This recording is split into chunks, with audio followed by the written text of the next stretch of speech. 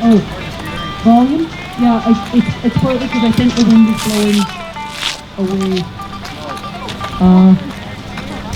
Why don't you guys come closer? Yeah, that's my suggestion. Good idea, Jessica.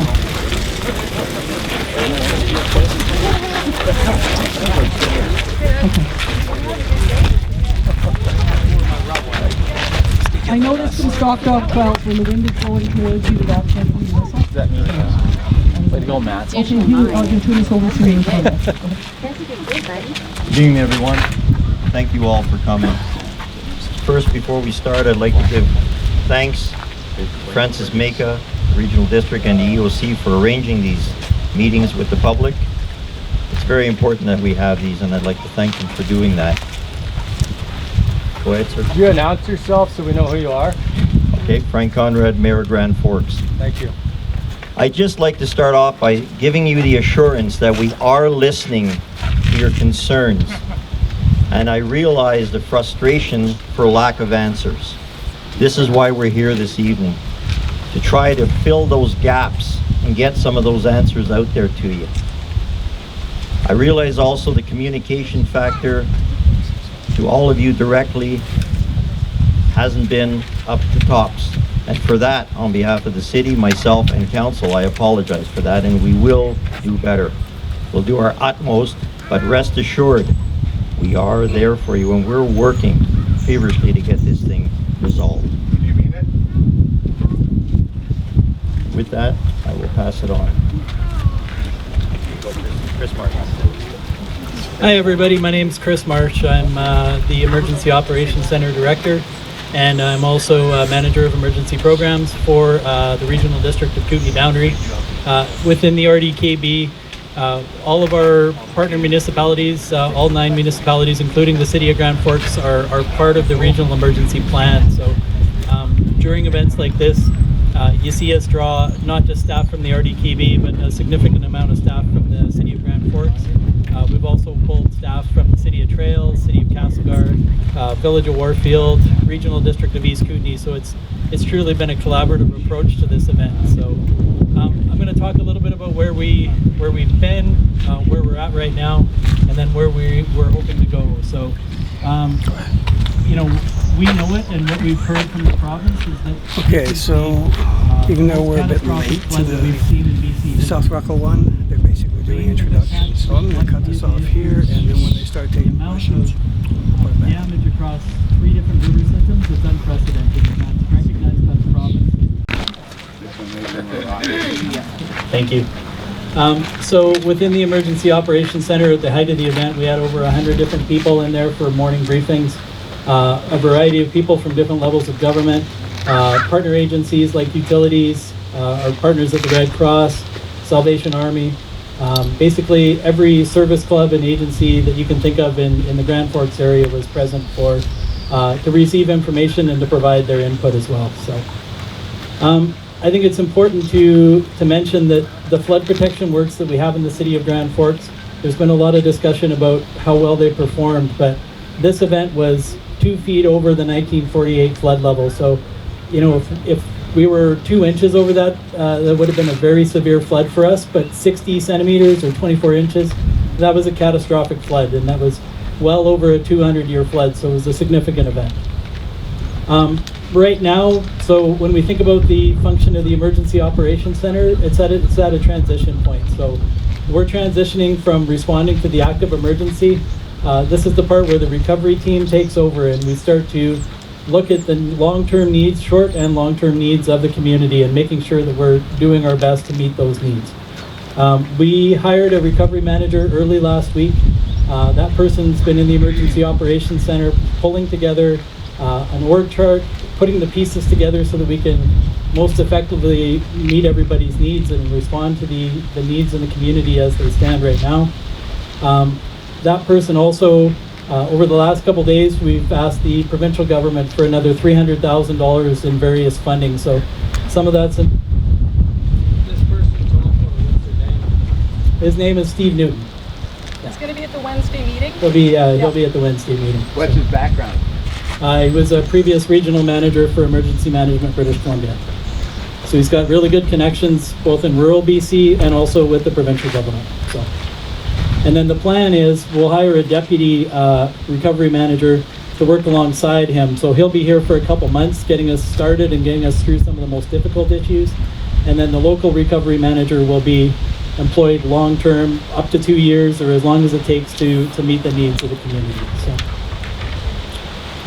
one of the things that we hope to have in place early next week is an unmet needs committee. So I'm sure many of you know there's challenges sometimes with insurance coverage, challenges with disaster financial assistance, and there's many different ways of providing support. And so an unmet needs committee looks at specific situations and finds ways for people to seek the support that they need and be connected with the agencies that they need to be connected with. And as many of you know, we have a resiliency center set up at the Curling Club. That'll be open until the end of the month. Going forward, we'll be working with our partners at the Red Cross to provide services from a different location, but that, you know, it'll be more of a case-by-case needs assessment basis, but they'll be here long-term. And you know, so an example of that is they provided support during the fires in the Caribou and the Thompson region last year. They're still there providing support, and they'll be here supporting everyone here as well. So, like I said, we asked for about $300,000 worth of funding from the provincial government yesterday. That's on top of about $8 million worth of direct response funding that we've already asked for from the provincial government. So things like the debris management program, the ability to cover the cost of tipping fees at the landfill and that sort of thing. So those programs are underway, and we'll keep asking for more, you know, as and when we need it. So with that, I'd like to turn it over to any questions anybody has, and we'll find the appropriate person. We want to introduce Oh, yeah, sorry, we'll do some introductions. So I'll pass the mic on to people that are here supporting me. Hi there, my name is Carrie Dalloway. I'm the coordinator for the Disaster Financial Assistance Program with Emergency Management BC. Hi, I'm Candace. I'm with the Environmental Emergencies Branch of the Ministry of Environment. David Reed, City of Grand Forks Manager of Operations, and I was in the OC as the Chief Operations. Hi there, I'm Jen Jacobson. I'm with Interior Health, with the Environmental Health Department. Francis Micah, Information Officer, EOC. And Mark Anderson, I'm the Chief Administrative Officer with the Regional District of Kootenay Boundary.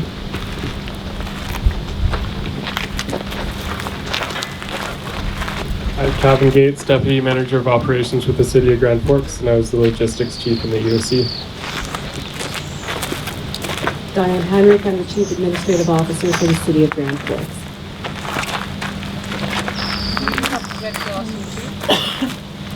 And my name is Donna Dean, and I work for the Regional District of Kootenay Boundary, and I was the Planning Chief in the EOC.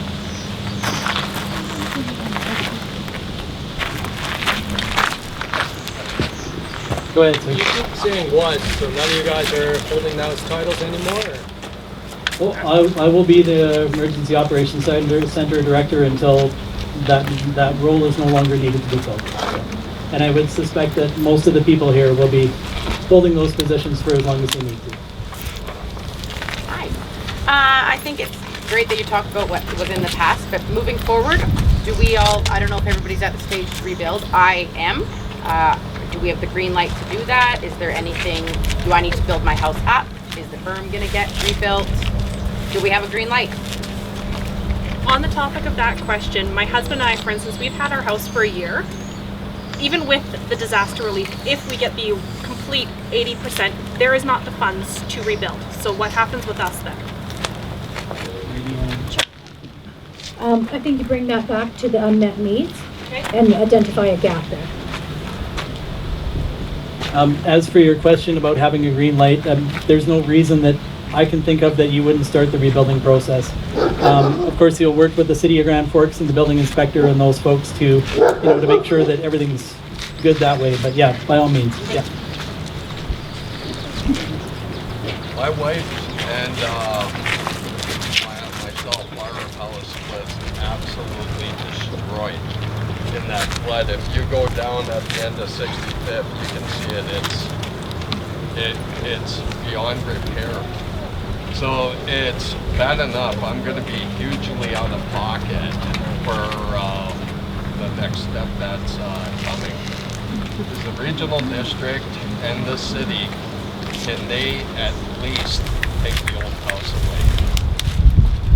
So the tipping fees at the landfill are covered, and we're not drawing a distinction between flood contents or homes. So we've been covered for a significant amount of money to cover the tipping fees at the landfill. So I understand that, sir, and I appreciate that, because believe me, I intend to use it.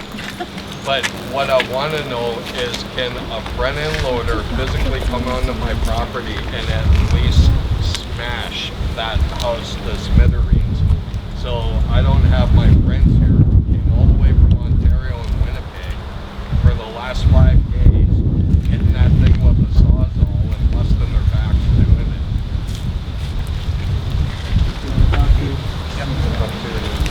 Permit. I see the hands. I'll go through. I'll make my way around. I've got this fellow, then I've got this fellow, then I had there was another somebody else. I got you. So you can put your hand down, and I've got the fellow in the purple, and then I'll get the fellow in the back here, and then beside you. Okay. Okay. So to speak about the demolition, we were able to get the province to give the resources to allow for people to put their debris on the curbside and pick up anything to do with flood related.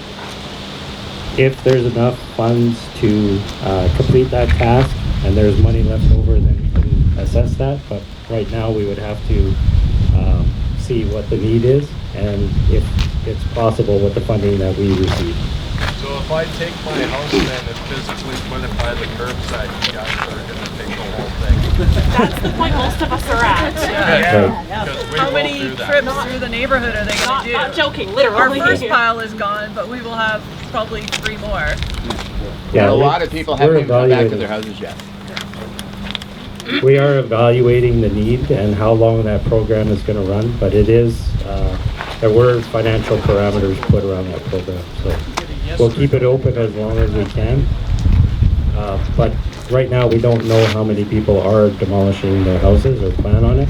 But you so can't if we take can, a loader onto his property and demolish his house. no, we personally wouldn't as a city. If there is contract money, because we have a contractor doing debris removal right now, we'd have to see what implications that would be. Okay, so like say, like our intentions are to cut the roof right in half and put it in like 4x8 foot chunks and bring it to the side of the road. Will you guys take it away? If it's sorted to the sorting, then we would take whatever we could. Well, it's going to be sorted in 4x8 foot chunks.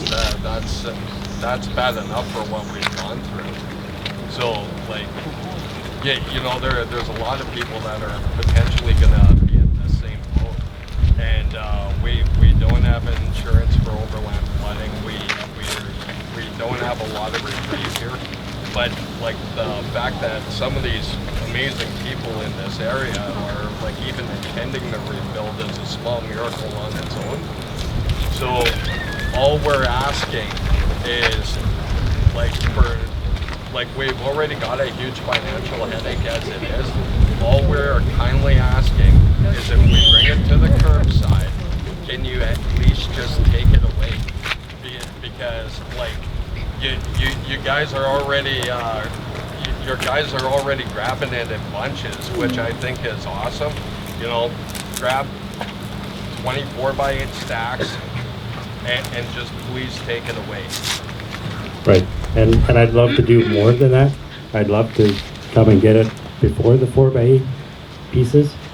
There are some things that we have to do. We have to disconnect the water. We have to know where the septics are. We have to make sure that there's some things in place. If it's at the curb, I'm sure it's going to be picked up. 585 65th Avenue. I'll come by and see us. Okay, and then follow the purple. How can you tell us to demolition our houses without demolition permits? And how are you going to give out demo permits when we hold mortgages? Questions on demolition permits? I don't know about that, so did I get who you want to be? And if we demo our houses, we're now going to have to be default on our mortgages. Every single one of us. Right, and I can't speak to that. I just know that there's a process in place with the building inspector for demolition. And that's where we come and we disconnect the sewer, if it's city sewer, and we disconnect the water. And there's certain things in place to make sure that it's taken care of for the city infrastructure. So I know there's no sewer here, but that's part of the... The city isn't asking you to default on your mortgage. They're just telling you how you can demo your house. Could you speak up, please?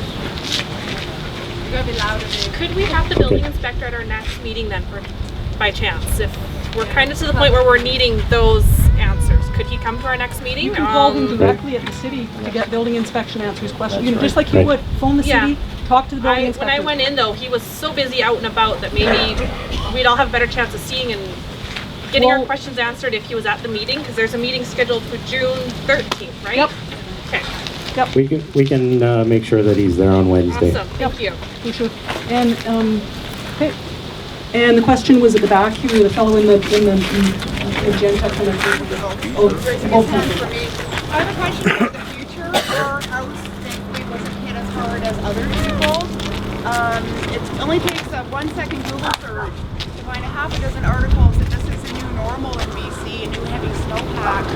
My question is, like there was just an audit by the AG, and they brought up the question of querying about getting people out of floodplains in BC that are currently living in them. My question is about the future for our home.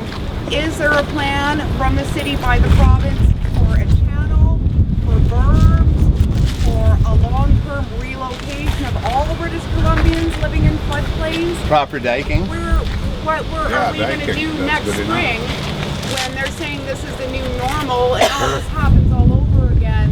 We have fears about the long term. There's a lot in that question. A lot. I know this is going to seem like a redundant answer, but my only comment is we are working on this with the province. We're actually working on floodplain mapping. There's many issues that we're addressing, even though some of you may not believe that, but it's true. We are working on our... We know this was an extraordinary event that even the province themselves have admitted that this is not something they've seen in a regular norm. So to answer, can we give you an assurance? That's almost impossible at this point in time until we see ourselves in the direction we're going. But we are doing due diligence and we're trying our hardest to get there. I would like to say that I have heard from the town council meeting and the town hall meeting quite the same speech. And part of the reason you're seeing frustration among the community is we're being told, we're talking to the provincial government, no one is telling us the specifics. We need to know specifically what is in the range of the provincial government, what is in the city's range, and what specifically are you talking about. All we get is you are talking, and it makes us very frustrated. We understand it was over 200 year, but you have to understand there's articles. All you have to do is Google 1 second Globe and Mail, Global BC, they're all out there. I think even the MLA, Linda Larson, spoke something about it, that this is the new normal for British Columbia. So therefore, why am I going to spend money to fix up my house, salvageable as it is, when next spring, if this is the new normal and nothing is done or changed here, this could all happen again? And we get no funding.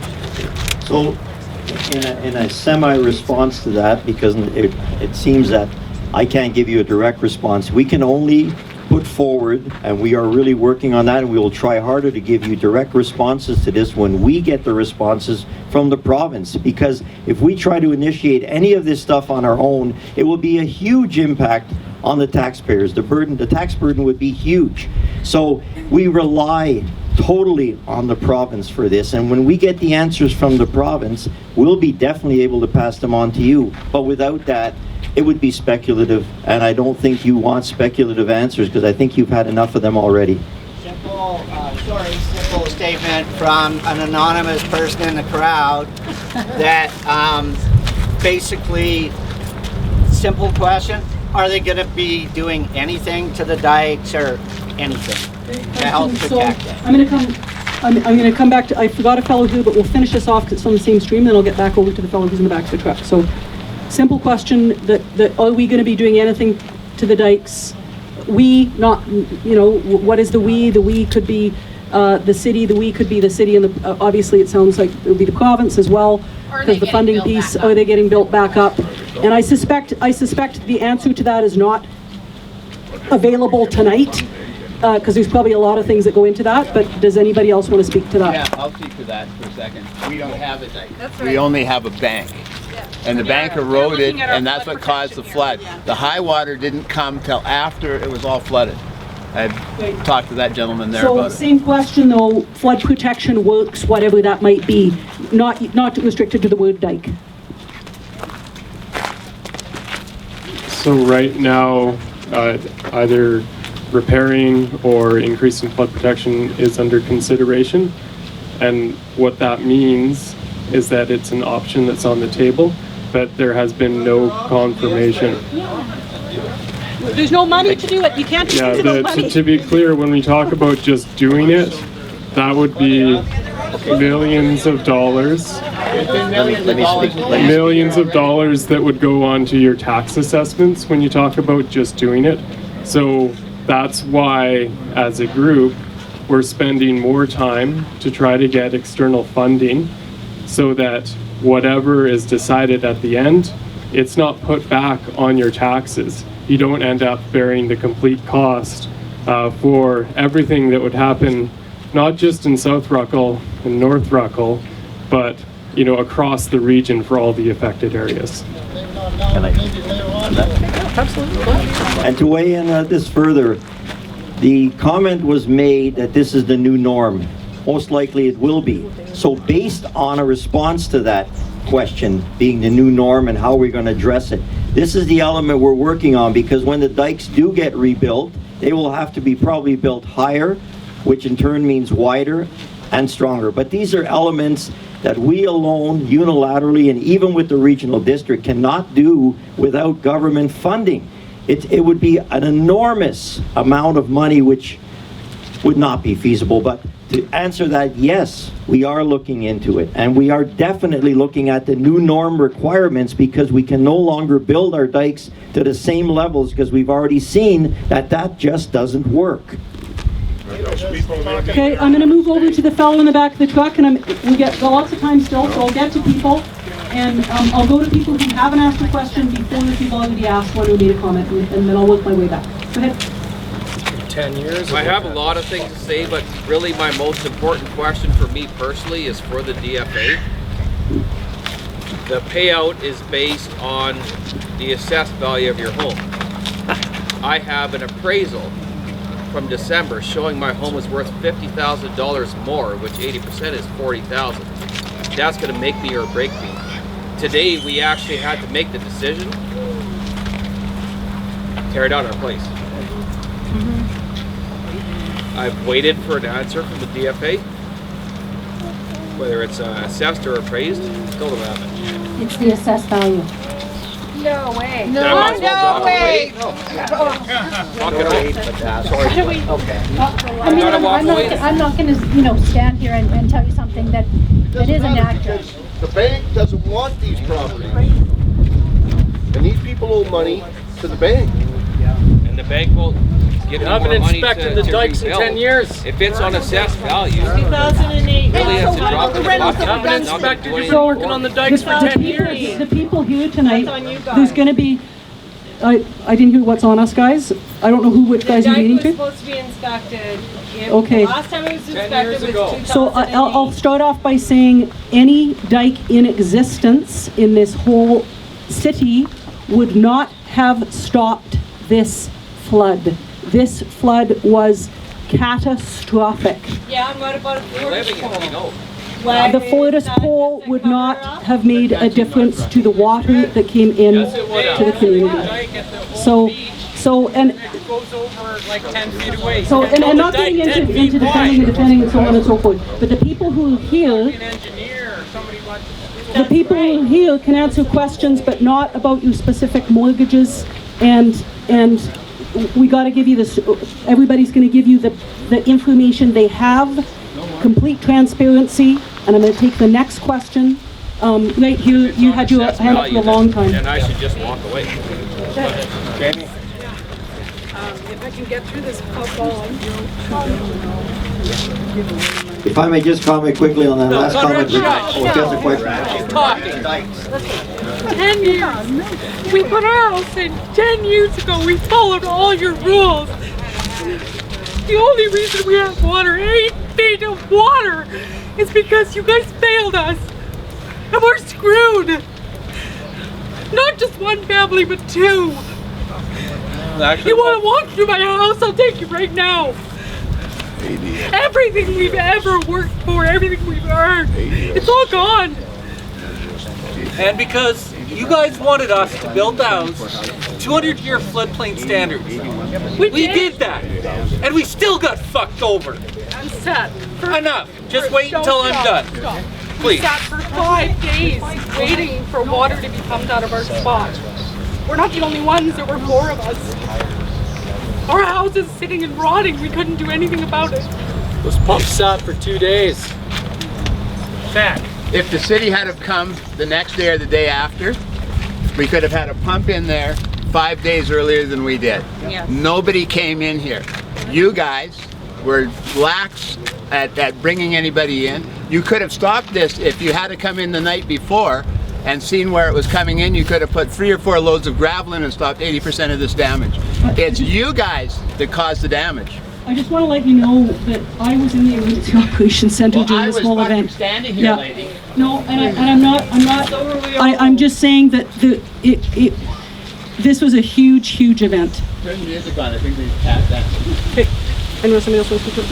Just a quick comment on the dikes and the situation. And I know you're not going to like to hear this one, but I'm telling you, it was not the dikes that caused the flood.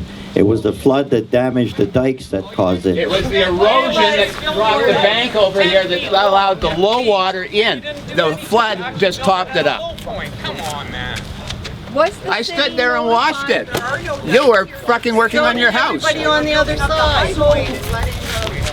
I guess at this point, we're not going to, like the information about what happened with the flood, part of the overview is going to be actually establishing what did happen with this flood through some of the funding that's been applied for to look at the catastrophe. So I'm going to suggest that we're not going to get to an agreement on what happened. Obviously, it's massively more impactful to the people in this neighborhood than it is to me. And with that, I know the fellow at the back with the gray shirt's been waiting with a question for a while. The River Forecast Center has a 97% accuracy rate within 3 days, which said it would breach the dike in North Ruckle there at 5th Street, where it breached, which damaged the dike, which flooded our neighborhood. It predicted that it would breach by 75 centimeters, which it was within 5 centimeters. Why was 2 days spent in the swimming hole trying to save that when it stood no risk? I have pictures on the day of the flood. Meanwhile, my house had 8 feet of water. I'm the resident in her house. Okay, So that's the second family that's destroyed now because of that. So Even though there's more. Go ahead, Kevin, did you want to say something about it? In response to the swimming hole, that project was started months before. So May 8th started the May 8th. Dump trucks were going in there. I live at the beach. It was the night before. Don't start building a dike at the high dike. Why was dump trucks bringing riprap in there 2 days before the flood and not working over there? I do hear your anger. When I say it was started months before, the planning, getting the fund. It's fine to express anger, but I really ask that we keep it to the issue. I get you mad, but let's not call people names, okay? I didn't call a name. Okay. I'm asking for an answer to a question which you can't answer. It's been 10 years. Okay. So I have seen the inspection reports for 2015, 16, and 17 as they were submitted to the province. So the dikes were inspected in those years. And what did those reports say? I had heard that they were possibly at risk. Yeah, no major risks were identified. They were focused on vegetation that had been overgrown on them, as well as some potential fences that were drawn across them by landowners that owned the land around the dike. Was that inspected by an engineer? As per the No. Diking Act? What happens with the dike inspections is that the local authority, which is the city, inspects the dikes and submits the detailed reports to the province for review. And you don't have a hydraulic engineer on staff, right? The city does not have a hydraulic engineer on staff. So basically, any of us could have walked around and inspected the dikes? I like to think that the city Because does hire the right people for the I've job. read 40-page reports from other jurisdictions on their dikes. If you can get me the reports, I'd gladly read them. Question, I ignored somebody who for a bit was right down here in the black, so I want to get you. I'm not exactly sure who to point this to, but my husband and I kind of like we're at the point where we're refusing to do any rebuilding until we have assurances for next year. Like we don't want to go through this over and over again. So we're just curious as to how long it's going to be that we essentially are homeless until we get some kind of answer before we start rebuilding. Like are we looking at like a month? 6 months? Like how long is the process? Yeah, more? Like how long is the process before we can actually start rebuilding? Because we're not going to until there is something in place that we have some semblance of reassurance that our homes next spring might be okay. And is there anything being done for those who are homeless? So two-part question, assurance so that you can actually rebuild with some measure of thinking you're going to be okay, and the second one is something about whether people something plan for homeless. Could someone repeat the questions when they're asked? Because we can't all hear. Yeah, I'll do that. Thank you. In response to the dikes and making sure that they're built up to the new levels, unfortunately there's no way to get all the work that would need to be done complete by the time next year's freshet would come through. So.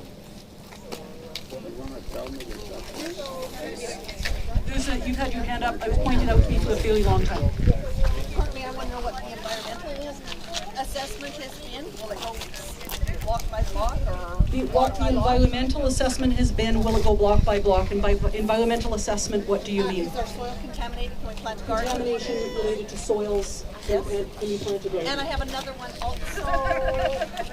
This is your time. The assessed value versus the appraised value. If we have been renovating our home for the last year and now it's not, it hasn't been appraised recently, where does that come in? How much? It sounds like if the assessment has gone up, you believe the assessment should have gone up, but the paper doesn't yet reflect that. You've done improvements. Yes. Well, how is that being considered? Yeah. Okay. Well, answer that one first, and then the environmental one second.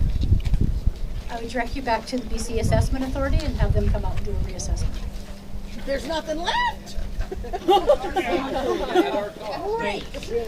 And as first, we had a lot of the questions about environmental stuff and soil testing from the North Ruckle, and Chris, you mentioned about the funding that's in place to have some work done, and Candace can speak to that.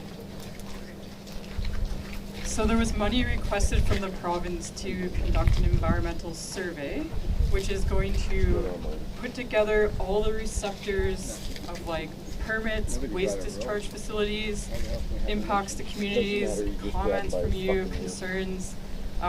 There are yellow like papers that have emails. Anyways, in order to develop a good plan that's going to provide meaningful information, lots of research has to go out to find out what happened. I mean, the 10,000-foot view of what does 200-year flood volumes of water mean in terms of what volumes of contaminants went into that, and then the volumes of contaminants in water that left with that. So you don't want to just run out and sample, because your conclusion may be misguided. You want to guide that with good information, and that's what the survey is going to bring us. Okay, and who's had their hand up a long time, because I'm losing track. You right up eventually you have. Yeah. and then we'll go back to you, and then I don't know what time we're at, but we've got some time here still. And if we don't answer your questions tonight, we have other things, so there's gonna be some time at the end, plus there's Wednesday, plus there's ways to get in touch with us and so on. Okay, go ahead. There was the homeless question that was part Oh, of we didn't do that, we didn't, what the second part to that was, for the people who are without homes, is there some kind of a plan or an approach and that kind of a thing? And, okay. Diane's gonna speak to that. So we have been talking with BC Housing for a couple. We have been talking to BC Housing for a couple of weeks. We've been doing discussions, and we're trying to get some positive answers. They're looking at some models, and I know that time is of the essence. We're going to be hearing from them likely very, very shortly. It's been their message to get out because they are the provincial entity that provides the housing needs that we are looking for.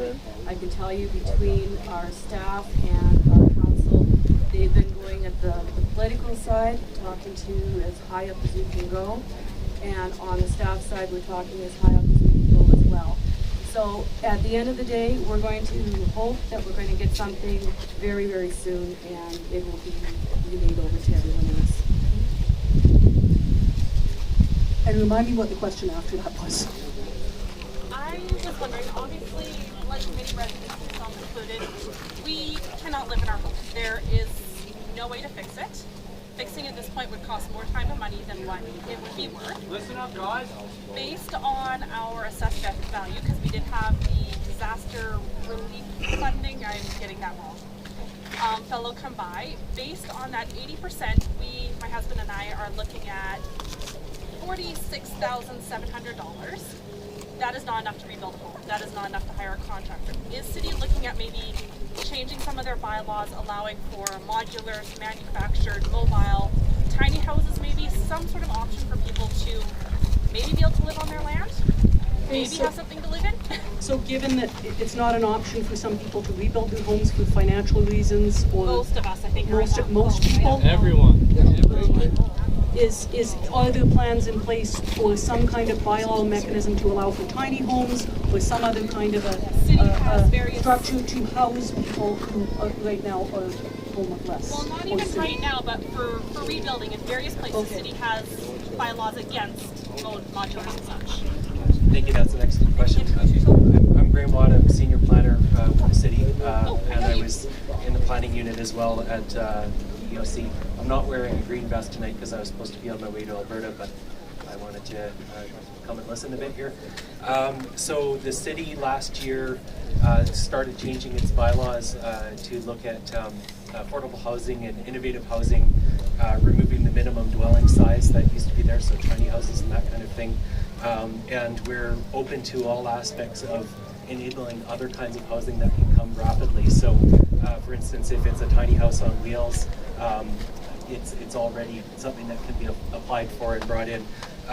Right now, there's based on this, we're going to be hearing other feedback on ideas such as allowing for a manufactured home to be placed at the appropriate flood construction level, but to be placed within the floodplain because it allows for a rapid rebuilding. There's already inventory out there, and there's no minimum dwelling size on that. So I've spoken with manufacturers recently who have 500 square foot dwellings that might be a starter unit for people who are rebuilding, and they're $50,000. To begin with. Yeah. So there's a process that has to happen on this, and it's called a zoning bylaw amendment.